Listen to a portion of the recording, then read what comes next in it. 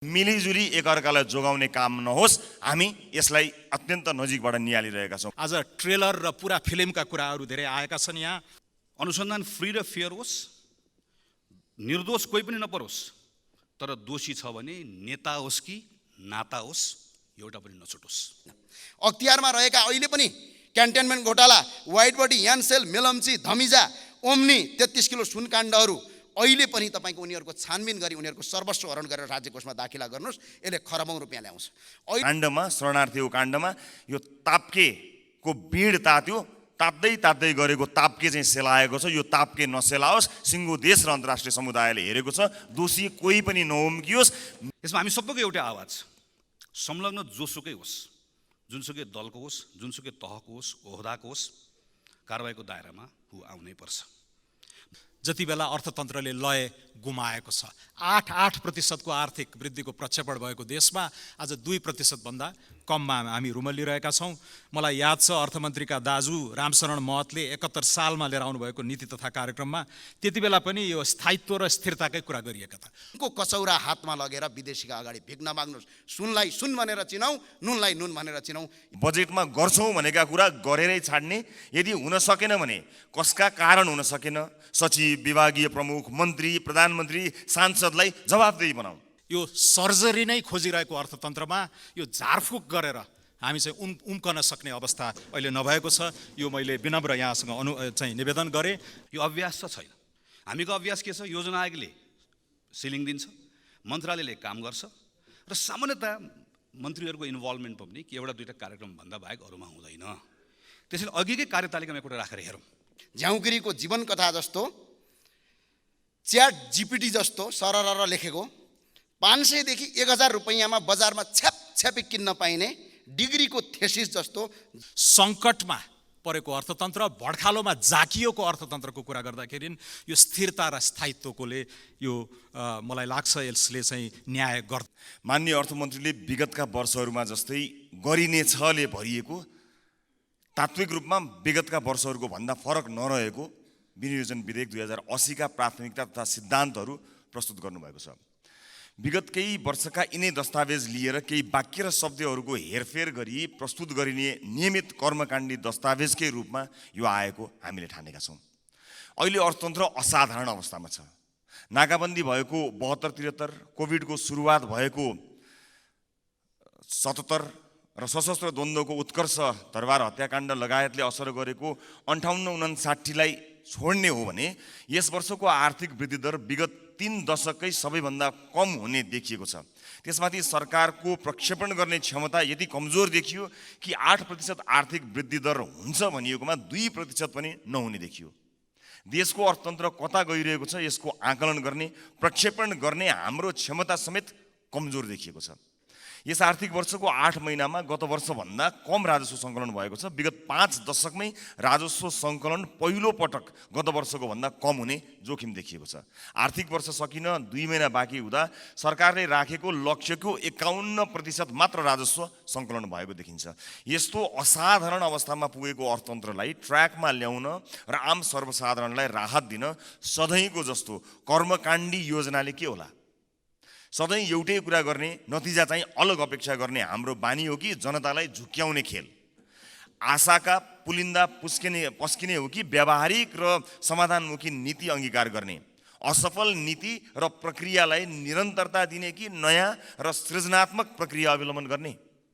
वर्षेनी गरिने छ भनिने तर पुरा नगरिने बजेटले राज्यप्रति जनताको विश्वास कसरी बढाउँछ? सामान्य सभामुख महोदय, माननीय अर्थमन्त्रीज्यूले अर्थतन्त्र र बजेट प्रणालीमा देखिएका विद्यमान समस्या र चुनौतीहरूलाई धेरै विश्व आर्थिक घटनाहरू र केही आन्तरिक कारणले गर्दा भन्नुभएको छ। तर वास्तविकता त्यस्तो होइन। वास्तविकता ठ्याक्कै उल्टो हो। धेरै चाहिँ हाम्रो आफ्नै आन्तरिक कारणले र थोरै चाहिँ बाहिरी कारणले हो। हाम्रो आफ्नै राजनीतिक व्यथिति, विसङ्गति र सङ्गठित रूपमा राजनीतिले गरिरहेको भ्रष्टाचारको कारण हो। योजनाहरू समयमा पुरा नहुनु र पुरा भएका योजनाहरूले पनि आशातीत प्रतिफल नदिनु, वित्तीय क्षेत्रको स्रोत अनुत्पादक क्षेत्रमा बढ्नु, गैरकानुनी व्यापार, तस्करी, कर छली बढ्नु सरकारी संयन्त्रको असक्षमता र बेइमानीको कारण हो। बाह्य कारण देखाएर हामी उम्कन मिल्दैन। समग्रमा विनियोजन विधेयक 2080 का सिद्धान्त र प्राथमिकता पनि विगतका असफल आर्थिक नीतिको निरन्तरता हुन पुगेको छ। यसले नेपाली समाजको आजको समस्याको समाधान दिने देखिँदैन। सङ्कटग्रस्त नेपाली अर्थतन्त्रलाई सुधार गरेर देशको आर्थिक अवस्था बलियो बनाउने खालको यो बिल्कुलै छैन। सभामुख महोदय, अब म यस विनियोजन विधेयक 2080 का प्राथमिकता तथा सिद्धान्तहरूका सन्दर्भमा केही सुझावहरू राख्ने अनुमति चाहन्छु। असाधारण समय छ, स्रोतको सीमितता छ। यसपालि असाधारण रूपमा साधारण खर्च कटौती गरौँ। बजेटमा गर्छौँ भनेका कुरा गरेरै छाड्ने, यदि हुन सकेन भने कसका कारण हुन सकेन, सचिव, विभागीय प्रमुख, मन्त्री, प्रधानमन्त्री, सांसदलाई जवाफदेही बनाऊ। क्रियाकलाप होइन, नतिजाको आधारमा कार्य सम्पादन मूल्याङ्कन गरौँ। सार्वजनिक सेवा प्रवाहमा सूचना प्रविधिको व्यापक प्रयोग गरौँ। सामान्य दर्ता, स्वीकृति, भुक्तानी आदि पूर्ण रूपमा स्वचालित र प्रविधिको माध्यमबाट गर्न सकेका सबै प्रवाह चुस्त दुरुस्त हुन्छ र भ्रष्टाचार पनि कम हुन्छ। ई गभर्नेन्सलाई राष्ट्रिय प्राथमिकताको योजना बनाई यसलाई अगाडि बढाउँ।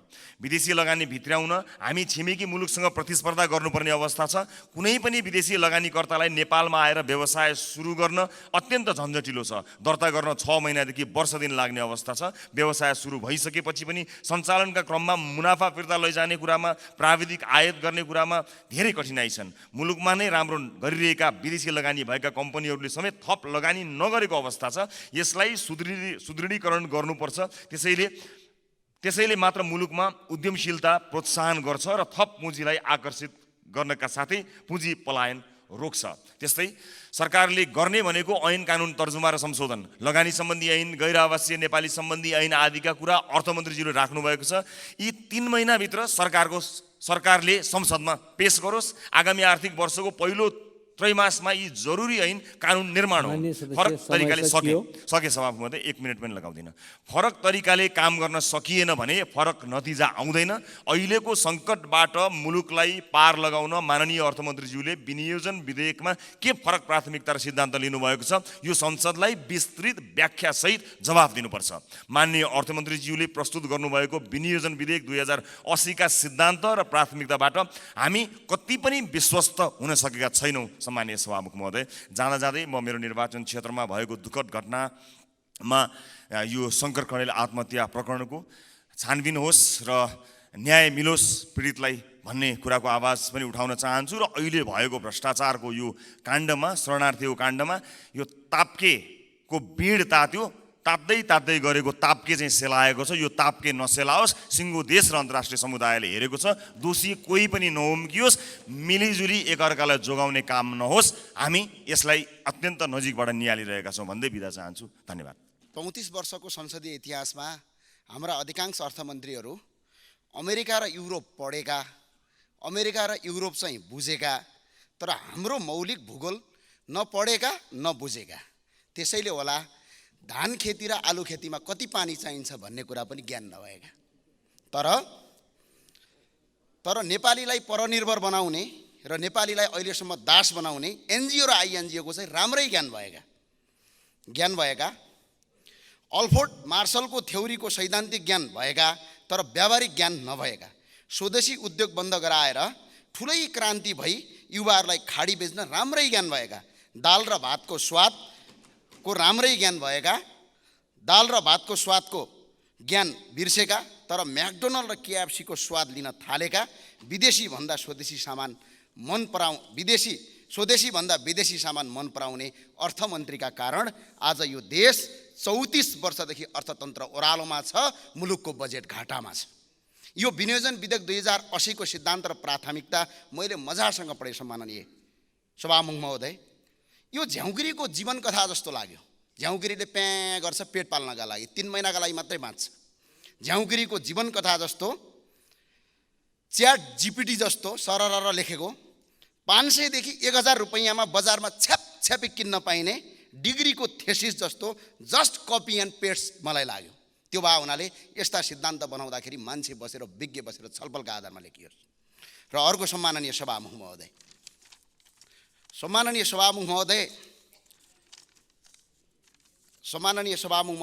राष्ट्र सेवक सुरक्षाकर्मी 3 महिनादेखि उधारोमा काम गरिरहेका छन् र राष्ट्रलाई चिनाउने खेलाडी उचित तलब र सुविधा नपाएर खाडी जान बाध्य छन्। तर रोजगारी दिनुको सट्टा संसारभरि अन्तर्राष्ट्रिय जगतले अयोग्य ठरिएका व्यक्तिलाई अरबौँ रुपियाँ दिने सरकारले नीति तथा कार्यक्रम ल्याएर बेफोर्जरी जनप्रतिनिधिका नाममा खर्च गरिराखेको छ। तर अहिलेको प्राथमिकतामा यो खर्च घटौती गर्ने कुरा कहीँ कतै उल्लेख गरेको देखिँदैन। निजी क्षेत्रले यो देशमा कर तिर्ने, उद्यमशीलतालाई रोजगारी सिर्जना गर्ने, तर उद्योग व्यवसायीलाई सामान्ती भन्नेहरू यही सदनभित्र छन्। सामान्ती भन्नेहरू नव उद्धारवादको नारा दिँदै सरकारी उद्योग कल कारखाना कौडीको दाममा बेच्ने पनि यही सदनभित्र छन्। र यो सिद्धान्त र प्राथमिकता तयार गर्नेहरू यी दुवै प्रकृतिका व्यक्तिहरू हुन्। त्यसैले निजी क्षेत्रले तपाईँहरूलाई कसरी विश्वास गर्ने कुनै आधार छैन। अर्थतन्त्रको यो हालत ल्याइपुर्याउन यी पात्रहरूले 33 वर्षदेखि राज गरे, अझै राज गर्न खोज्दैछन् र अझै तत्करमा छन्। राज्य ढुकुटी लुट्ने र लुटाउन सिपालुहरूले तय गर्न खोजिएको नीति कार्यक्रम र बजेटमा कस्तो बन्ला जगजाहेर छ। दुनियाँ हाँसेर मक्ख परेर बसेको छ। निजी क्षेत्रले रोजगारी र तपाईँहरूलाई रोजगारी र कर तिरे बापत हामीले के दियौँ? सुविधा दिन्छौँ। सरकारी कर्मचारीले निजी क्षेत्रको कुनै लगानी गर्न पर्यो भने टुप्पीमा तपाईँको कसेर फनी घुमाउने नीति छ। यसले गर्दा निजी क्षेत्रले लगानी गर्नुको सट्टा लगानी बन्द गरिरहेका छन्। त्यो भए हुनाले यो अहिलेको नीति तथा कार्यक्रममा हुनुपर्छ।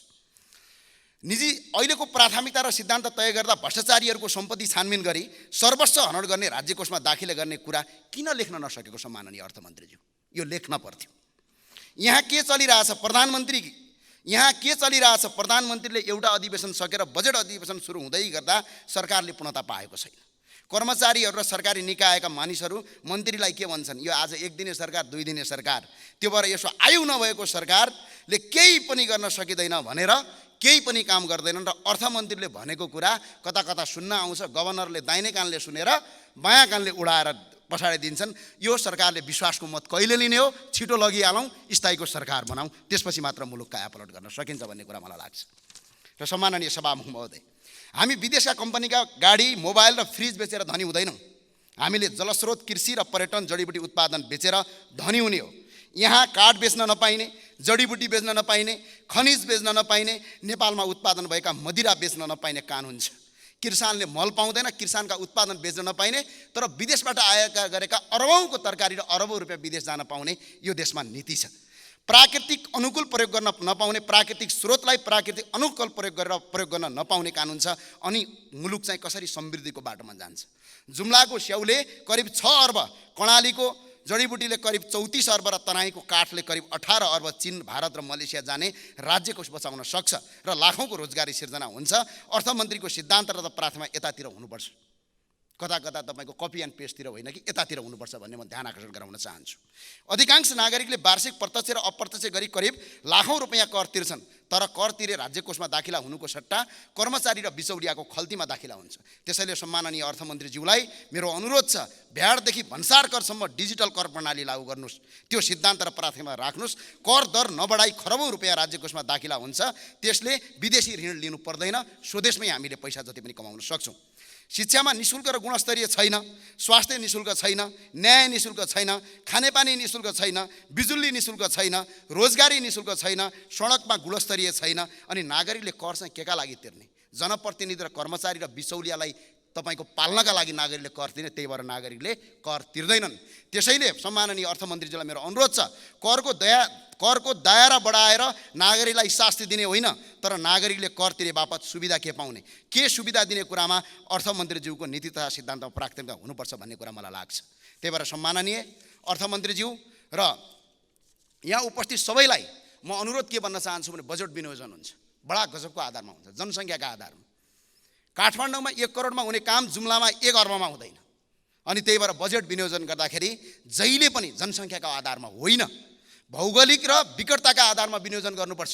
जुम्लाको एउटा सडक बनाउँदाखेरि 1 अर्ब रुपियाँ लाग्छ भने काठमाडौँको एउटा सडक बनाउँदा 10 करोडमा बनाउन सकिन्छ। तराईमा त्यही सडक कति लाग्छ, हिमालमा कति लाग्छ, त्यो भए हुनाले बजेट बनाउँदाखेरि जहिले पनि बजेट बनाउँदाखेरि प्राथमिकता राख्नुपर्छ। विदेशमा अल्पत्र परेका नागरिकको बारेमा यहाँ कहीँ कतै छैन। अहिले पनि कसैको घर आगलागी भयो भने सिडिओले दिने 50,000 हो। पहिला के हुन्थ्यो भने काहीँ पहाडी पहिरो आयो भने आफ्नो तराईमा पहाडमा बारी पहिरो आयो भने तराईमा गएर त्यही बराबरको जग्गा नापेर दिने चलन थियो। तर अहिले बाढी पीडितहरू, कोशीका बाढी पीडितहरू, कर्णालीका बाढी पीडितहरू र सुर्खेतको भेरीका बाढी पीडितहरू आज पनि तपाईँको सडकमा बस्न बाध्य छन्। सिडिओले 50,000 भन्दा बढी दिँदैन, कानुन छैन, नीति छैन, सधैँ तपाईँको सडकमै सुकुम्बासी हुने प्रचलन छ। तर अर्थमन्त्रीज्यूले अहिले विदेशमा अलपत्र परेका नागरिक र प्राकृतिक विपद व्यवस्थापनका लागि विपदमा परेका नागरिकको उद्धारका लागि नीति तथा कार्यक्रम र यो प्राथमिकता सिद्धान्तमा मैले कहीँ कतै देखिनँ। त्यो भएर यो कुरा राख्न हार्दिक अनुरोध अपिल गर्न चाहन्छु।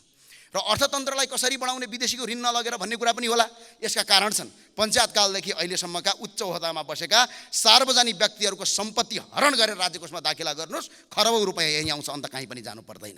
अख्तियारमा रहेका अहिले पनि क्यान्टेनमेन्ट घोटाला, white body, यानसेल, Melamchi, धमिजा, Omni 33 kilo सुनकाण्डहरू अहिले पनि तपाईँको उनीहरूको छानबिन गरी उनीहरूको सर्वस्व हरण गरेर राज्य कोषमा दाखिला गर्नुहोस्, यसले खरबौँ रुपियाँ ल्याउँछ। अहिलेसम्मको बेरुजो 5 खर्ब 87 अर्ब 33 करोड बेरुजो छ। यसलाई दाखिला गरौँ, यसबाट तपाईँको खरबौँ रुपियाँ नेपालमा भित्रिन्छ।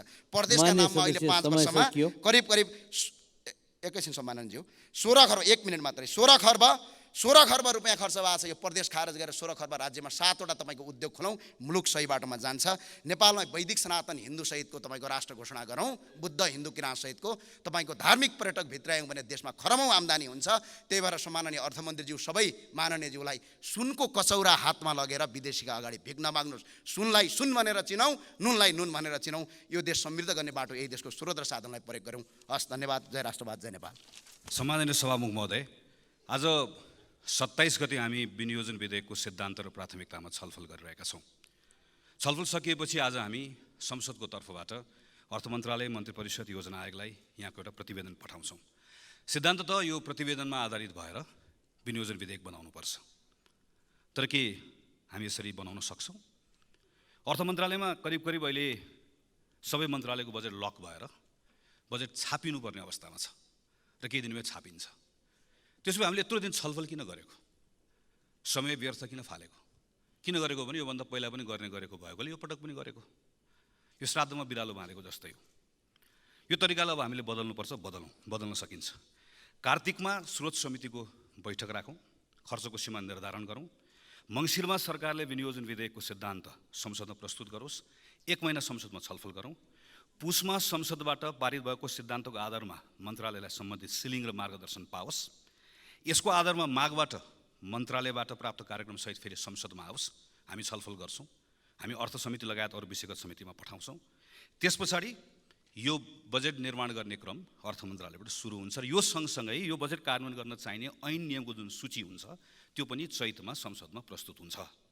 र यो चैत्र वैशाखमा हामी नीति कार्यक्रम बजेट मात्र पारित गर्दैनौँ, यो बजेट कार्यान्वयन गर्नलाई चाहिने जुन हाम्रो ऐन नियम छ त्यो पनि हामी पारित गर्छौँ। गर्न सकिन्छ? सकिन्छ। स्विडेनमा यस्तै हुन्छ, 7 महिना अगाडि प्रस्ताव हुन्छ। न्युजिल्यान्डमा यस्तै हुन्छ, 4 महिना अगाडि सिद्धान्त पार्लियामेन्टमा प्रस्तुत हुन्छ। अरू थुप्रै देशहरूमा छ। यो असल अभ्यास हो। असल अभ्यास अनुसरण गरौँ अनि बल्ल संसद बजेटसँग जोडिन्छ। नभए हामी जोडिन्नौँ। जति हामी कुरा गऱ्यौँ बजेट भोलिबाट पर्सिबाट छापिने क्रम सुरु हुन्छ। यसै गरिकन सरकार पनि बजेटसँग जोडिन्न। यो बजेट अथवा अहिले यो सिद्धान्त आएपछि कार्यक्रम बजेट आउँछ, विनियोजन विधेयक आउँछ, कसले ल्याएको भन्दा सरकार भन्छौँ। तर सामान्यतः हामीले हेऱ्यौँ भने यो सरकार हुँदैन। यो खास गरी अर्थ मन्त्रालयभित्र पनि एक प्रकारले केही सीमित कर्मचारी साथीहरूको मात्र यसमा संलग्नता हुन्छ। यो पनि कसैको दोष होइन, हाम्रो काम गर्ने परिपाटी हो। जस उदाहरणको लागि सम्माननीय प्रधानमन्त्रीले अस्ति कार्यक्रममा मैले बोलेको सुने, उहाँले भन्नुभयो यो पटक कृषिमा आधारित उद्योगलाई म प्राथमिकता दिन्छु। एक पटक प्रधानमन्त्री, कृषि मन्त्री र फाइनेन्स मिनिस्टर 3 जना गएको 5-6 महिना जति समय भयो, कुनै एक दिन कुनै एक ठाउँमा 1 घण्टा 2 घण्टा कृषि मन्त्री, प्रधानमन्त्री र अर्थमन्त्री बस्नुभएको छ? छैन। कुनै पनि मन्त्रालयमा यसरी बसिन्न। यो अभ्यास छैन। हामीको अभ्यास के छ? योजना आयोगले सिलिङ दिन्छ, मन्त्रालयले काम गर्छ र सामान्यतः मन्त्रीहरूको इन्भल्भमेन्ट पनि एउटा दुईवटा कार्यक्रम भन्दा बाहेक अरूमा हुँदैन। त्यसैले अघिकै कार्यतालिकामा एउटा राखेर हेरौँ। माघ महिना यस्तो महिना हुन सक्छ जुन महिनामा महिना 30 दिनलाई बाँडेर प्रत्येक हप्ताको 2 दिन एउटा मन्त्रालयलाई 2 दिन समय छुट्याएर प्रधानमन्त्री, अर्थमन्त्री, त्यसको टिम र विषयगत मन्त्रालयको मन्त्री के को लागि अर्को वर्षको बजेटमा कुन कार्यक्रम गर्ने, कसरी गर्ने भनेर 2 दिन लगातार छलफल गर्ने परिपाटी ऐनकै व्यवस्था गर्न सकिन्छ। अनि बल्ल यो जोडिन्छ। यो जोडिएन भने के हुन्छ? म एउटा दुईटा उदाहरण दिन्छु। 2071-72 सालको बजेट बनाउने बेलामा समान तत्कालीन प्रधानमन्त्री स्वर्गीय सुशील कोइरालालाई भेटेर उहाँले भनिदिएर तत्कालीन अर्थमन्त्री डाक्टर रामशरण महतलाई कार्यालयमा गएर भेटेर मैले मेरो टिमले अध्ययन गरेको नेपालमा खास गरी स्टार्टअपहरूलाई मद्दत गर्नको लागि एउटा कोष कसरी बनाउन सकिन्छ भनेर एउटा सानो डकुमेन्ट मैले प्रस्तुत गरेको थिएँ।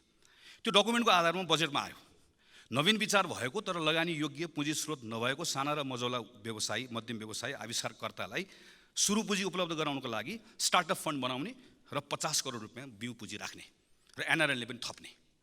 यो कहिले गयो 71-72 को। मान्य अर्थमन्त्रीजी यो अहिले 80 मा पुग्यौँ हामी। प्रत्येक वर्ष बजेटमा पर्छ यो वर्ष पनि पर्छ तर यसको 1 रुपियाँ पनि खर्च भएको छैन। कुन मन्त्रालयले कार्यविधि बनाउने अर्थले बनाउने कि योजनाले बनाउने कि उद्योगले बनाउने भन्दा 10 वर्ष गयो। किन? अनरसिप छैन। अघि मैले भनेको जस्तो न संसद जोडिन पाउँछ न यसमा मन्त्री जोडिन्छ। गएको वर्ष मैले र मेरो टिमले गरेर सम्माननीय सभाको महोदय प्रधानमन्त्री नेपाली उत्पादन उद्योग प्रवर्धन कार्यक्रम भनेर यो डकुमेन्ट मैले बनाएको मेरो टिमले बनाएको यो डकुमेन्ट बनाएर म उद्योग मन्त्रीका गएँ अर्थमन्त्रीका गएँ। हामीले भेट्यौँ प्रधानमन्त्रीलाई पनि भेट्यौँ। यसको आधारमा यो कार्यक्रममा पर्यो। यो कार्यक्रममा परेर त्यो कार्यक्रमलाई के भन्यो प्रधानमन्त्री राष्ट्रिय उत्पादन प्रवर्धन कार्यक्रम भनेर भनियो। 3 अरब 45 करोड छुट्याउने भनेर यहाँ मन्त्रीजीले पढ्नु भयो। पछि 50 करोड मात्र छुट्याइयो। गएको वर्ष यसमा 6 वटा सेक्टर्स छ। कन्स्ट्रक्सन टेक्सटाइल फुटवेयर जहाँ हामी धेरैले उत्पादन बढाउनु पर्यो आयात प्रतिस्थापन गर्नु पर्यो भनेर भन्छौँ। त्यसको विस्तृत प्रोग्राम हो यो। मन्त्रालय सरकारले अन गर्यो पैसा पनि छुट्यायो 1 रुपियाँ पैसा खर्च भएन। किन? 4 पटक कसले कार्यविधि बनाउने भन्ने कुराको झगडा कार्यविधि अल्मलिएर 1 रुपियाँ पैसा खर्च नभइकन यो कार्यक्रम सकियो। 2074 सालमा यही रोस्टरमा उभिएर मैले स्वास्थ्य बिमाको विधेयक प्रस्तुत गरेको। पछि हामीले लामो छलफल गऱ्यौँ कानुन बनायौँ। त्यसले के भन्यो प्रत्येक नेपाली नागरिक अनिवार्य रूपमा बिमामा आबद्ध हुनुपर्छ। सबैजना हुनुपर्छ। आम्दानीको आधारमा प्रिमियम तिर्नुपर्छ। नसक्नेको पैसा सरकारले तिर्दिन्छ र फुल कभरेज हुन्छ। नेगेटिभ लिस्ट हुन्छ प्लास्टिक सर्जरी लगायतको के कुराहरू त्यो बाहेक सबै कभरेज हुन्छ। अहिलेको जस्तो 3000 रुपियाँ तिरेर 1 लाखको बिमा होइन। तर यो गर्नको लागि स्रोत कसरी यो गर्नलाई संस्थाको क्षमता कसरी विकास गर्ने त्यो पनि हामीले तयार गऱ्यौँ। यो 74 सालमा मैले प्रस्ताव गरेर क्याबिनेटले पास गरेको डकुमेन्ट हो। यो डकुमेन्ट करिब 2000 पेजको डकुमेन्ट छ। कम्प्लिट हामीले हेऱ्यौँ भनेदेखि पनि यसमा हामीले 7 वर्ष लगाएर पूर्वाधार कसरी बनाउने जनशक्ति कसरी विकास गर्ने विशेषज्ञ चिकित्सकको अभाव कसरी पूर्ति गर्ने सबै कामहरू गऱ्यौँ। बिचमा के भयो यो बजेटमा पर्छ अनरसिप हुँदैन। त्यो भइसके पछाडि अहिले आएर हामीले हेऱ्यौँ भने 7 वर्ष गयो। ठ्याक्कै 7 वर्षको एउटा हामीले काम गऱ्यौँ। तर 7औं वर्षमा आएर अहिले हेर्दै गर्दाखेरि त्यो 3000 रुपियाँ तिरेर 1 लाख गर्ने बिमा कार्यक्रम समेत पनि बिजोग भयो। जबकि हामीले बनाउन खोजेको 3000 तिरेर 1 लाख होइन। कसैले 4000 तिर्ला कसैले 50000 तिर्ला कसैले 1000 तिर्ला कसैले 1 लाख तिर्ला कसैले 5 लाख तिर्ला 10 लाख परे पनि 20 लाख परे पनि 50 लाख परे पनि 1 करोड परे पनि उपचार चाहिँ बिमाले कभर गर्छ भनेर बनाउन खोजेको। आज हाम्रो हालत के छ? हामीले कहिले अस्पताल शिलान्यास गऱ्यौँ कहीँ पिलर मात्र उठायौँ। हामीले यसरी बिजोग बनायौँ। हामी यो वर्ष 10 लाख रुपियाँसम्म कभरेज गर्ने ठाउँसम्म पुर्याउन सक्छौँ। हामी यो वर्ष स्टार्टअप फन्डको फेरि यो वर्ष पनि पार्न सक्छौँ। तर कानुन कसरी गर्छौँ? Business as usual. योभन्दा पहिला जसरी गरेको त्यसरी नै गर्ने हो भने जति कार्यक्रम परे पनि कानुन हुँदैन। किन? अघि मैले भने न व्यवस्थापिका जोडिएको छ यो बजेटसँग न पोलिटिकल लिडरसिप जोडिएको छ। त्यस कारणले गर्दाखेरि हामी जुन पुँजीगत खर्च भएन भनेर भन्छौँ त्यसको मूल कारण यो। अब म छोटकरीमा यसपालि प्रस्तुत भएको यो प्राथमिकतामा आइसकेपछि छलफल गर्छु। सुशासनमा आधारित रहेर भ्रष्टाचारमा शून्य सहनशीलता त्यसको आधारमा सुशासन प्रत्याभूत गर्ने भनेर भन्नुभएको छ। प्रशंसनीय छ। नक्कली भुटानी शरणार्थीको प्रकरण यस्तो बेलामा आएको छ कि सरकारले यसलाई कसरी डिल गर्छ योभन्दा यसैले बाँकी रहेको कुरा निर्धारण गर्छ। अहिलेसम्म जे भएको छ म सरकारको प्रशंसा गर्छु। प्रधानमन्त्रीलाई गृहमन्त्रीलाई यो सन्दर्भमा मेरो तर्फबाट हार्दिक बधाई छ। यसमा हामी सबैको एउटै आवाज संलग्न जोसुकै होस् जुनसुकै दलको होस् जुनसुकै तहको होस् ओहदाको होस् कारबाहीको दायरामा आउनै पर्छ। बजारको हल्लाले अनुसन्धान प्रभावित नहोस् तर कुनै भेटघाटले पनि प्रभावित नहोस् कुनै दबावले प्रभावित नहोस् कुनै पनि कुराको कुनै प्रभावले कहीँबाट प्रभावित नहोस्। मेरो आग्रह छ अनुसन्धान फ्री र फेयर होस् निर्दोष कोही पनि नपरोस् तर दोषी छ भने नेता होस् कि नाता होस् एउटा पनि नछुटोस्। यो प्रकरणमा सरकारले डरोसँग खुट्टा टेक्यो भने योभन्दा अगाडि उसले सुशासनको नारा लगाउन सक्छ। तपाईँको फिल्म चल्छ हाउसफुल हुन्छ नभए हल खाली हुन्छ। सबैले हेरेको छ। यहाँ अनुसन्धान गरे भनेर मात्र हुँदैन। अब विश्वास लाग्नुपर्छ। नागरिकलाई फ्री र फेयर हो भने विश्वास लाग्नुपर्छ। सुशासनका विषयका सन्दर्भमा अनि बल्ल अरू काम गर्न सक्छौँ। सामान्य सभाको महोदय, यहीँ अहिले अख्तियार र भ्रष्टाचारको विधेयक संसदमा विचाराधीन छ। हदब्याज नलाग्नेदेखि लिएर नीतिगत निर्णयका सन्दर्भमा योभन्दा अगाडि नीतिगत निर्णयका नाममा भएका निर्णयहरूको समेत छानबिन गर्न पाउने गरिकन अख्तियारलाई अधिकार दिने, नियुक्तिको मापदण्ड बदल्ने लगायतका विषयहरू म लगायतका सांसदहरूले संशोधन राखेका छौँ। पारित गरौँ। हामी थुप्रै कुरा यही वर्ष गर्न सक्छौँ। सुशासन र राष्ट्रको कुरा ठिक ढङ्गले गर्ने मान्य अर्थमन्त्रीज्यू, हेर्नुहोला, चोरी पैठारी रोकिन्छ। तपाईँले राजस्व परिचालन गर्ने कुरामा तपाईँको क्षमता बढ्छ। एकैपटक कहाँ पुगिन्छ। तर यसमा पनि आँट गर्नुपर्छ। हेर्नुहोस्, अर्थ मन्त्रालयको मात्र कुरा होइन। मैले भर्खर पढेँ, केही थाहा पाएँ, गृह मन्त्रालयकै सचिव भीष्म कुमार भुसालको संयोजकत्वमा एउटा समिति गठन भएको छ, जसले खास गरी चुनावको बेलामा राजनीतिक संरक्षणका कारणले गर्दा राजस्व चुहावट भएको भन्ने प्रतिवेदन प्रधानमन्त्रीलाई बुझाएको छ। पूर्व मुख्य सचिव लीलामणि पौडेलको संयोजकत्वमा एउटा प्रतिवेदन बुझाइएको छ। त्यो प्रतिवेदन सार्वजनिक गरियोस्। त्यो प्रतिवेदनका आधारमा पनि छानबिन गरियोस्, दोषीलाई कारबाही गरियोस्, अनि अर्को वर्ष बल्ल सरकारले आँट गर्न सक्छ। इक्विलिब्रियम एकदमै ध्यान दिनुपर्ने छ मान्य अर्थमन्त्रीज्यू। हामीले पहिला फरेन करेन्सीको रिजर्भको कुरा मात्र हेऱ्यौँ। हेर्दै गर्दा हामी एकैपटक हाम्रो आयातमा कति ठुलो धक्का पर्यो र अहिले हाम्रो सार्वजनिक वित्त खलबलेको अवस्था छ। तपाईँले अस्ति भन्नुभयो मोनिटरी पोलिसीका सन्दर्भमा अलिक खुलो हुनुपर्छ भन्दै गरेर राष्ट्र ब्याङ्क र IMFको रेस्पोन्सहरू हामीले पढिरहेका छौँ। अप्ठ्यारो छ, हामी बुझ्छौँ। तर अप्ठ्यारोको बिचमा सन्तुलन कसरी ल्याउने त्यो ढङ्गले काम गर्नुपर्ने छ। प्राइभेट सेक्टरले विश्वास गुमाएको छ। हामीले अङ्क बताएर मात्र हुन्न। पसलहरू खाली भएका छन्, उधारो उठेको छैन, बजारले विश्वास गुमाएको छ, व्यापार सुकेको छ, भाडा तिर्न सकेको छैन। विश्वास कसरी दिलाउनुहुन्छ? यो सेन्ट्रल गभर्मेन्टको बजेट होइन, यो फेडरल नेपालको बजेट हो। तपाईँले यहाँ ल्याउने बजेटले तल्लो तहको खास गरी स्थानीय सरकार र प्रदेश सरकारलाई उत्प्रेरित पनि गर्नुपर्छ, कतिपय ठाउँमा रोक्नु पनि पर्छ। उदाहरणको लागि हामीले यही वर्ष खास गरी सानो कुराहरू, सांसदहरूको पारिश्रमिक बाहेकका भत्ताहरू हामी लिन्नौँ भन्ने सानो सिम्बोलिक कुराबाट हामीले सुरु गऱ्यौँ। सरकारले पनि धेरै निर्णयहरू गर्न सक्ला। स्थानीय सरकार र प्रदेश सरकारलाई दबाब पर्छ। हामीले गलत निर्णय गऱ्यौँ भने त्यहाँ उसले उनीहरूलाई गलत कुरा गर्नलाई प्रेरित गर्छ। डेटाको प्रयोग सही ढङ्गले गरेका छैनौँ। मेरै टिमले अहिले हामीले सानो एउटा डेटा हेऱ्यौँ, अर्थ मन्त्रालयको डेटा के भन्छ? मकैको आयात घटेको छ, मूल्य भयानक बढेको छ। त्यो भनेको के हो? कुखुराको दाना महँगो भयो।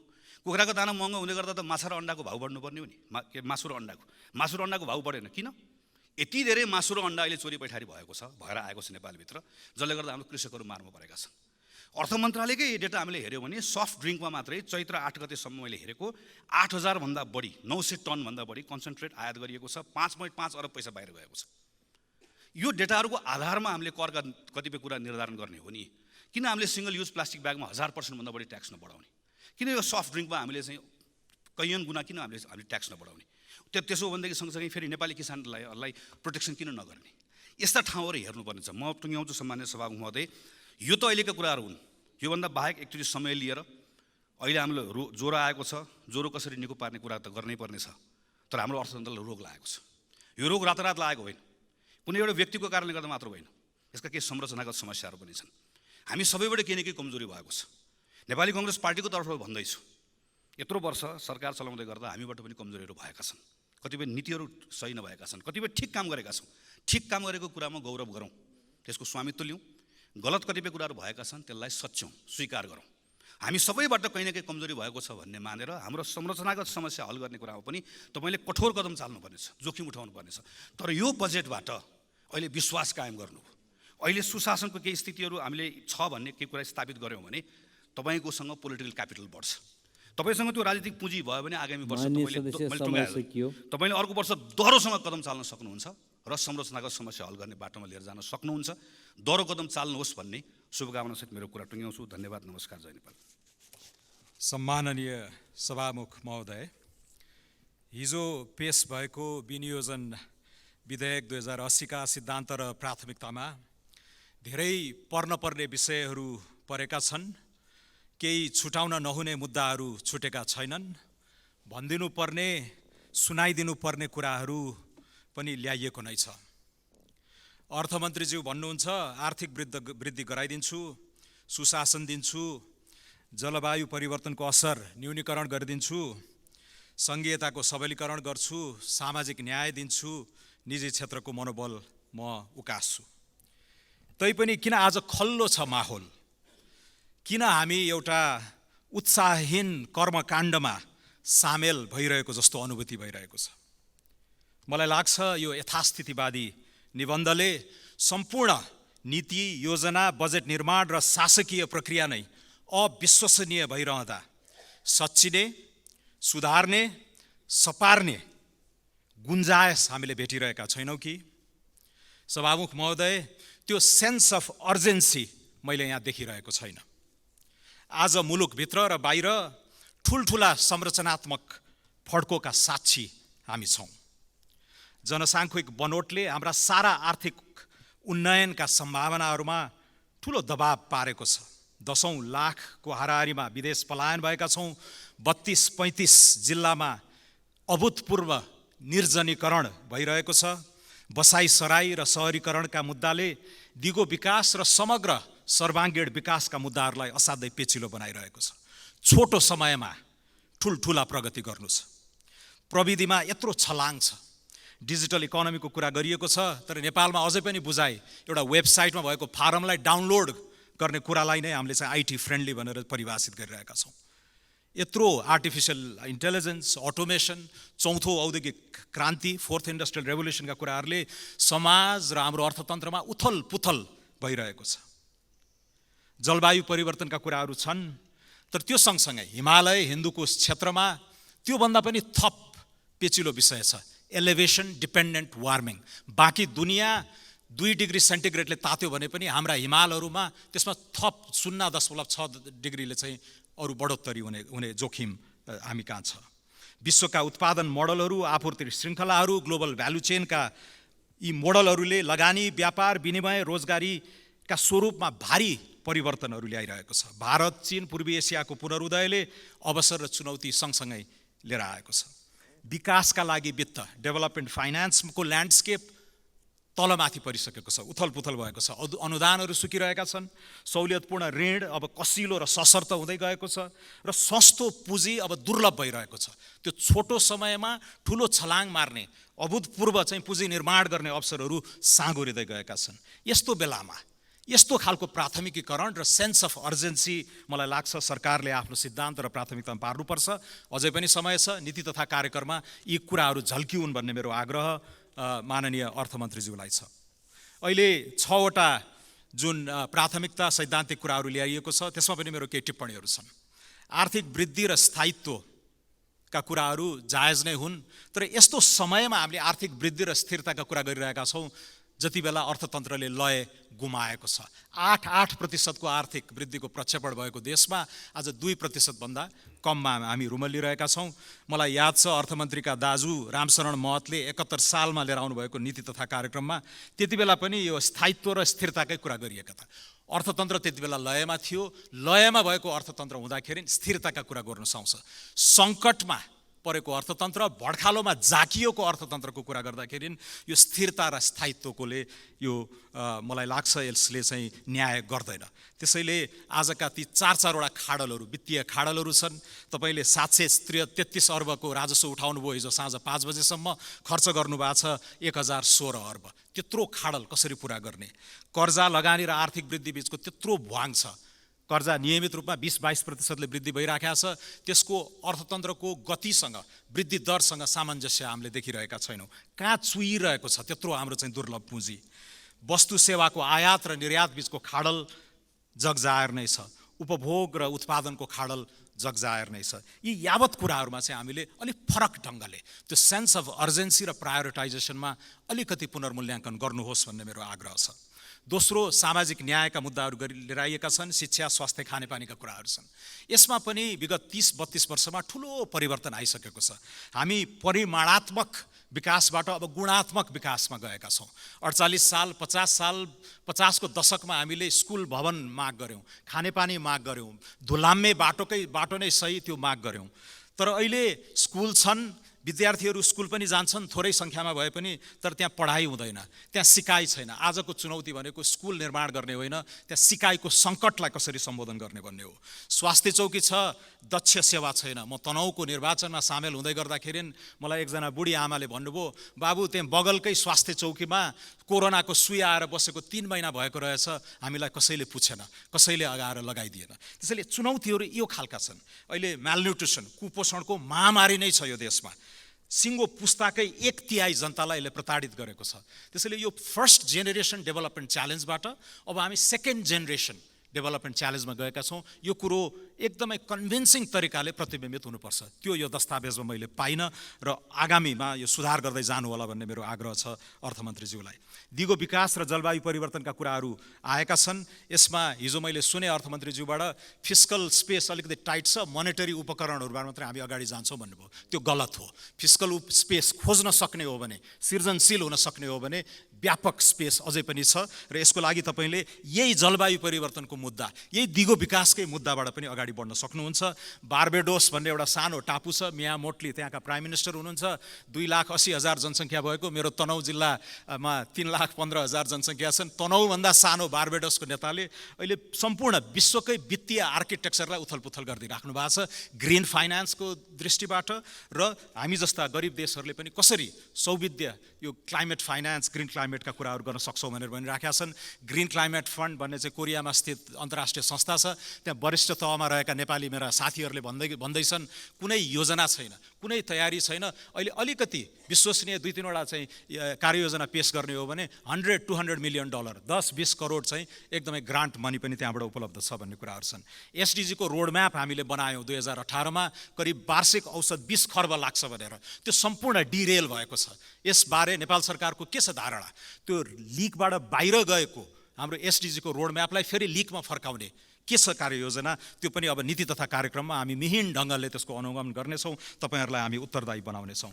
संहिताको सबलीकरण इत्यादि बारे धेरै कुराहरू आइसकेका छन्। अहिले अख्तियार दुरुपयोग अनुसन्धान आयोगको वार्षिक प्रतिवेदन पल्टाएर हेर्नुहोस्। माथिको जुन विकृत राज्य व्यवस्थाको अभ्यासमा तपाईँ हामी सहभागी भएका छौँ मुखदर्शक भएर, त्यसको अन्धाधुन्द अनुसरण तल स्थानीय तहमा, तृणमूल तहमा भइरहेको छ। 50% भन्दा बढी उजुरीहरू स्थानीय तहमा भ्रष्टाचारसँग सम्बन्धित छन्। त्यसको लागि पनि यहाँबाट त्यत्रो रकम पठाउँदै गर्दाखेरि समानीकरण, विशेष अनुदान इत्यादि सञ्चित कोषका रकमहरू पनि हस्तान्तरण गर्दाखेरि त्यसमा एउटा टाइटनिङ गर्नु पर्यो, सिस्टमिक टाइटनिङ हुनु पर्यो। त्यो माथिबाट पनि त्यसको उपचार खोज्न सकिन्छ। निजी क्षेत्रको मनोबलका कुरा गरिएका छन्, यो स्वागत योग्य छ। नेपाली कङ्ग्रेसको घोषणापत्र पढ्नुभएका होला महामन्त्री हाम्रा चाहिँ अर्थमन्त्रीज्यूले, मैले पनि पढेको छु, धेर बहुत मैले पनि लेखिदिएकै हो।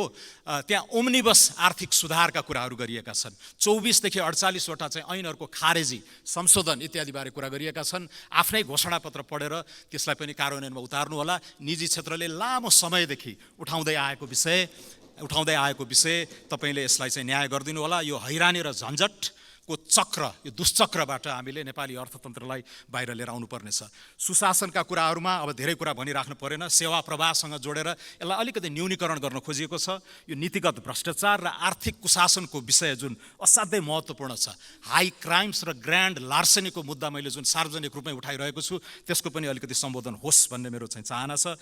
अन्तमा सभामुख महोदय, आज ट्रेलर र पुरा फिल्मका कुराहरू धेरै आएका छन्। यहाँ मलाई लाग्छ अर्थमन्त्रीले ट्रेलर देखाउनु भएको छ, धेरै उत्साहित त बनाएको छैन, तर आशा छ नीति तथा कार्यक्रम र बजेटसम्म आइपुग्दा थप उत्साह जगाउन सक्नुहोस्। यो सर्जरी नै खोजिरहेको अर्थतन्त्रमा यो झारफुक गरेर हामी चाहिँ उम्कन सक्ने अवस्था अहिले नभएको छ। यो मैले विनम्र यहाँसँग चाहिँ निवेदन गरेँ। बाँकी नीति तथा कार्यक्रम र बजेटको चरणसम्म आइपुग्दाखेरि मलाई आशा छ तपाईँले थप प्रगति देखाउन सक्नुहुने मेरो शुभकामना पनि छ। धन्यवाद।